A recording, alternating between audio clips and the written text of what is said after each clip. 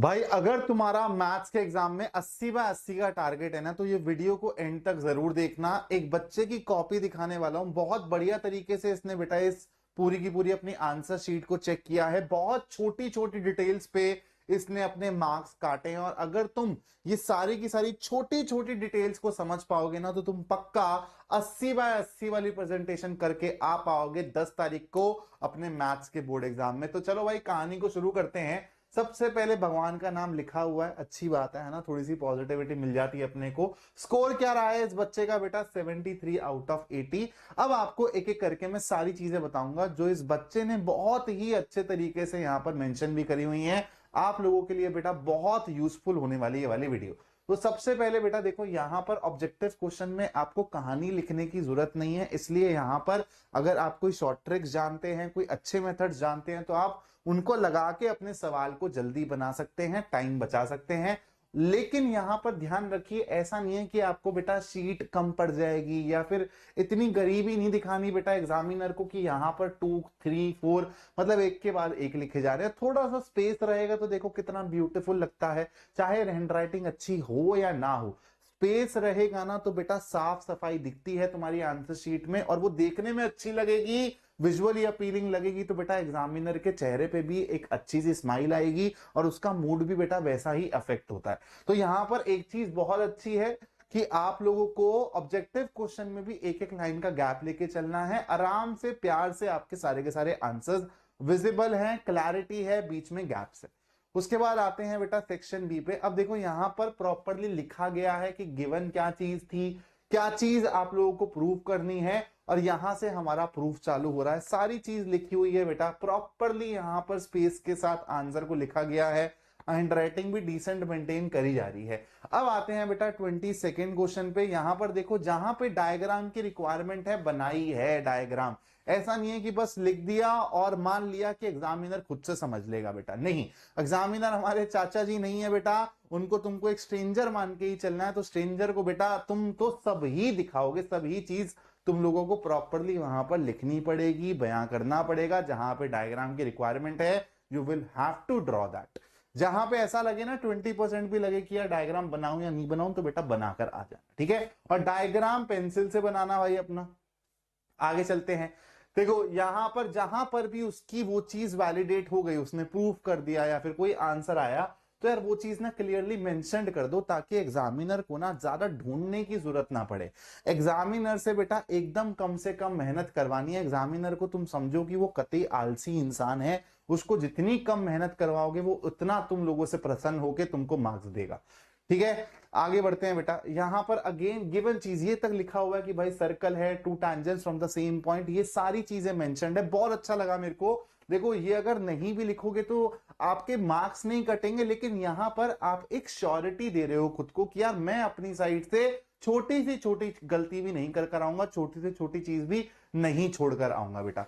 यहां पर क्या प्रूफ करना है? प्रूफ है, डायग्राम बन गया है प्रॉपरली। कंस्ट्रक्शन बहुत इंपॉर्टेंट है, जल्दबाजी में हम कंस्ट्रक्शन लिखना भूल जाते हैं और डायरेक्टली कंस्ट्रक्शन करके क्वेश्चन को चालू कर देते हैं। लिखना बहुत जरूरी है बेटा, ठीक है। और ये बहुत इंपॉर्टेंट है, गलती होती है लिखते वक्त तो उसको ठक ठक ठक ठक ठक ठक ऐसे नहीं काटेंगे बेटा। सिंपल एक ऐसा तुम लोग काटा वाला अपना मार्क मार लो और आगे बढ़ जाओ। तुम उसको फालतू के लिए बहुत ज्यादा काटा पीटी नहीं करोगे, सिंपल कट से तुम करके आगे बढ़ जाओगे। आ जाओ भाई, आगे चलते हैं। यहां पर प्रॉपरली वही सारी चीजें हैं जो मैं रिपीट कर चुका हूं। यहां पर एक बहुत अच्छी चीज मेरे को दिखी। अब ये बेटा सब्जेक्टिव है, अगेन मैं आपको समझाता हूं सिचुएशन क्या है। सिचुएशन थी, सवाल में कैपेसिटी के ऊपर बात करी गई थी। सिलेंड्रिकल और कोनिकल कोई टास्क टैंक है, उसकी कैपेसिटीज के बारे में बात करी गई है। अब कैपेसिटी जब टर्म यूज करते हैं ना बेटा, तो कैपेसिटी के साथ जनरली लीटर वर्ड यूज होता है जब हम फाइनल आंसर लिखते हैं। अब ये जनरली यूज होता है, आप इसका आंसर मीटर क्यूब में भी छोड़ोगे तो आपके मार्क्स नहीं कटेंगे। 100% है, आपके मार्क्स नहीं कटेंगे। लेकिन ये एक बेसिक चीज है, एक जेनरिक चीज है। अगर आप इन सब चीजों को लिखकर आओगे यहां पर और करके आप इसको लीटर में भी लिखाओगे, तो आपका अगर वो ½ % चांस भी है ना बेटा मार्क्स कटने का, आप उससे भी बच जाओगे। देखो ज्यादा चांसेस हैं, मतलब 99.9999% चांसेस है कि मीटर क्यूब देख के वो खुश हो जाएगा, सही आंसर है, बच्चे को पूरे मार्क्स दो। मान लो बेटा कि उसका 0.00001% मन कर गया नंबर काटने का कि यार कैपेसिटी है, लीटर लिखना चाहिए था यहाँ पर, और लगा के लिखना चाहिए था। तो अगर आपने लिख दिया तो उसको कोई और ऑप्शन मिलेगा ही नहीं, उसको फुल मार्क्स देख के बेटा आगे बढ़ना ही पड़ेगा। तो ये छोटी छोटी चीजें जैसे इसने लिखा हुआ है कि generally capacity should be answered in litres, millilitres, तो ये सब यूनिट्स हम लोग यूज करते हैं। चलो उसके बाद सेक्शन सी पर आते हैं। अब देखो यहां पर इस बच्चे ने क्या किया, देखो यार जब सवाल बनने की कगार पर होता है ना कि बन गया, तो सिली एरर्स होने के सबसे ज्यादा चांसेस होते हैं। इस चीज को नोट करना, आपके साथ ही जब आप घर पे सैंपल पेपर लगाओगे ना तो भी होगा कि पूरा सवाल बन गया बन गया बन गया बन गया, और लास्ट में जब मेरे को 3-4 बस अब वो करनी, कैलकुलेशन करनी है, 3-4 अब सेंटेंसेस लिखने हैं, स्टेटमेंट्स लिखने हैं, वहां पर मैं कुछ ना कुछ गड़बड़ कर दूंगा। एलसीएम वाला सवाल है, सब कुछ सही किया, एलसीएम तक सही निकाला बेटा, जब इसको इसने कन्वर्ट किया मिनट्स के अंदर तो क्या लिख दिया, क्या लिख दिया, 7 मिनट 2 सेकेंड जल्दबाजी के अंदर, 432/60। तो ये किसके बराबर होगा बेटा, 7 मिनट। और यहां पे देखो क्या है, ये 12 सेकेंड आएंगे ना बेटा, इसने यहां पर गलती से जल्दबाजी में, ऐसा नहीं है कि पता नहीं है, 2 सेकेंड लिख दिया, उसके चक्कर में क्या हुआ, 3 नंबर के सवाल में 2.5 मार्क मिले हैं भाई साहब को। तो आप लोग ध्यान रखना, जब आप क्रॉस चेक भी कर रहे होगे ना, एंड में अपना पेपर देख भी रहे होगे, तो तुमको सिली एरर्स ना हमेशा क्वेश्चंस के एंड में मिलने की प्रोबेबिलिटी ज्यादा होगी। तो क्वेश्चंस का जो एंड है ना उनको चेक करना, क्योंकि एग्जामिनर भी एंड देख के ही तुमको नंबर देता है। तो एंड में चेक करना कहीं यूनिट मिस तो नहीं हो गई, कहीं पे कुछ कैलकुलेशन एरर तो नहीं हो गया ऐसा सिली सा, कहीं पे यार कुछ चीज लिखनी थी और वो रह तो नहीं गई। ये बहुत इंपॉर्टेंट टिप है बेटा, और ये मैंने अपनी पहले वाली प्रेजेंटेशन वीडियो में नहीं दी थी, इस वाली वीडियो में वाली प्रेजेंट आपको टिप दे रहा हूं। आगे बढ़ते हैं थोड़ा सा। उसके बाद देखो बेटा यहाँ पर प्रॉपरली आपका एज वाला क्वेश्चन है, तो उसने लिखा है कि किसको मैं एक्स मान रहा हूं, किसको मैं वाई मान रहा हूं, अज्यूम करके चल रहा हूं कि X is greater than Y. सारी चीजें जो जो लिखी हुई हैं वो लिखा हुआ है, जो गिवन है वो चीज क्लियरली लिखी हुई है, प्रॉपरली स्पेस के साथ आंसर लिख रहा है बच्चा, और एंड में जो आया उसको डब्बे में बंद कर रहा है। This is a very nice answered question. उसके बाद अगेन बेटा आपका प्रूफ वाला सवाल आया, तो गिवन चीज क्या है वो लिखी हुई है, क्या प्रूफ करना है, प्रूफ कहां से चालू हो रहा है, डायग्राम बना हुआ है प्रॉपरली, सारी चीजें बढ़िया तरीके से लिख रखी हैं, कंप्लीट आंसर है, पूरे मार्क्स मिल जाएंगे। आगे बढ़ते हैं। अगेन ये वाला सवाल भी एकदम सही है।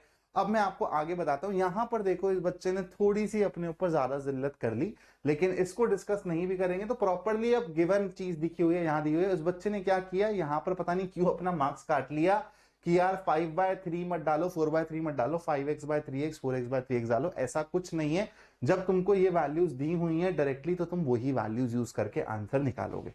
ठीक है, चलो थोड़ा सा और आगे बढ़ते हैं। यहां पर ये चीज मेरे को अच्छी लगी बहुत यार, कि मीडियम क्लास मॉडल क्लास हम लोग ना यहाँ पर लिख देते हैं कि भाई ये मेरी मीडियम क्लास है, लेकिन देखो इस बच्चे ने कैसे अच्छे से यहाँ पे हाईलाइट करके एरो बना के लिखा हुआ है कि this is my medium class. This is a very very good presentation hack, जो इस बच्चे से आप लोग सीख सकते हो। ये सब छोटी छोटी चीजें बेटा एग्जामिनर को इंप्रेस करती हैं, और उसको लगता है यार ये बच्चा 80/80 डिजर्व करता है। ठीक है, चलो थोड़ा सा और आगे बढ़ते हैं। अब देखो यहां पर एक चीज गलत हुई, 5 नंबर का सवाल है, यकीन मानोगे ये, और इसने क्या किया, जल्दबाजी में टुवर्ड्स द एंड, बेटा दिमाग थक रहा होता है, तुम्हारे हाथ थक रहे होते हैं, तुम लोगों को अब होता है कि यार मैंने सारा मेजर मुश्किल टास्क निपटा लिया है, तो हल्के में बेटा तुम लोग ले लेते हो एग्जाम को जब तुम टुवर्ड्स द एंड होते हो, सेक्शन बी में पहुंच गए, केस बेस में पहुंच गए। तो उसमें क्या होता है कि हम लोग ना क्वेश्चन को पूरा पढ़ना भूल जाते हैं, तो एक पार्ट मिस हो जाता है। बहुत बच्चों से ये वाली चीज होती है कि पहला पार्ट सॉल्व कर लिया, खुश हो गए, पढ़ा ही नहीं कि दूसरा पार्ट भी था। तो इसने क्या किया, 30 सेकेंड क्वेश्चन में पहला पार्ट सॉल्व कर लिया, दूसरा पार्ट है ही नहीं, और पक्का दूसरा पार्ट था, तभी इसको यहां पर क्या मिले हैं, 2.5 मार्क मिले। और उसने लिखा भी है, पूरा क्वेश्चन पढ़ो गधे, समझे। तो ये एक बहुत कॉमन एरर है, तुमको पता भी नहीं चलेगा बेटा, और तुम ये गलती कर कर आ जाओगे, और तुम घर पे आके एकदम मुंह हल्ला भंगड़ा कर रहे होगे, और तुम लोग बेटा जब बाद में मार्क्स आएंगे तो देखो कि यार कहीं तो कुछ गड़बड़ करिए क्वेश्चन पेपर, देखोगे रियलाइज होगा यार इसका बी पार्ट मेरे को याद नहीं आ रहा, मैंने तो लिखा ही नहीं है ये। फिर तुमको रियलाइज होगा कि यार जल्दबाजी में मैंने पूरा क्वेश्चन रीड ही नहीं किया और सेकंड पार्ट मेरा मिस हो गया। तो ये गलती मत करना बेटा, और ऐसी गलती हो भी जाती है तो एंड के 15-20 मिनट में तुमको रिकॉग्नाइज करना है, इसलिए एंड में टाइम बचाना बहुत जरूरी है दोस्त।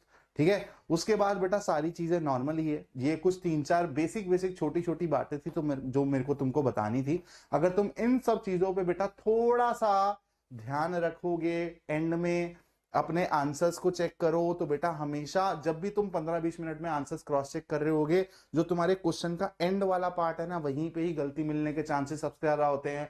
जल्दबाजी में ऐसा ना हो कि कुछ पार्ट छूट जाए क्वेश्चन का, कि सेकंड पार्ट मिस हो गया, थर्ड पार्ट मिस हो गया, हो जाता है कभी फ्लो फ्लो में, ज्यादा खुशी खुशी में हम लोग क्वेश्चन मिस कर देते हैं। तो ये सारी गलतियों का तुम लोगों को ध्यान देना है।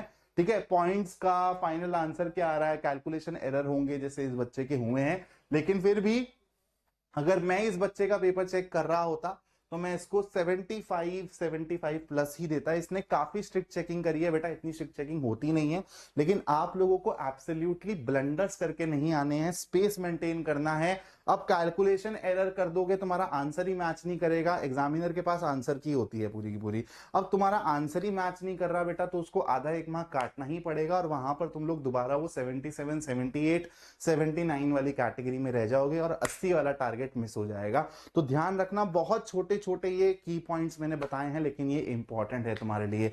पसंद आई हो वीडियो तो यार लाइक जरूर करना, और चैनल को सब्सक्राइब जरूर करके रखना, क्योंकि 10th के बाद असली कहानी चालू होगी, और उसमें अपन भाई तुम लोगों को बढ़िया एक जर्नी पे लेके जाने वाले हैं। रिवील करने वाला हूं 10th मार्च को एक बहुत इंपॉर्टेंट चीज तुम्हारे लिए, जो तुमको 1.5 से 2 महीने के लिए बेटा तुम्हारी फाउंडेशन बिल्ड कर देगी, और तुमको आगे के रास्ते पे बहुत स्मूथली सेल करवा देगी। तो बस उसका वेट करना, उसके लिए चैनल को सब्सक्राइब करके रखना। Thank you so much. जय हिंद।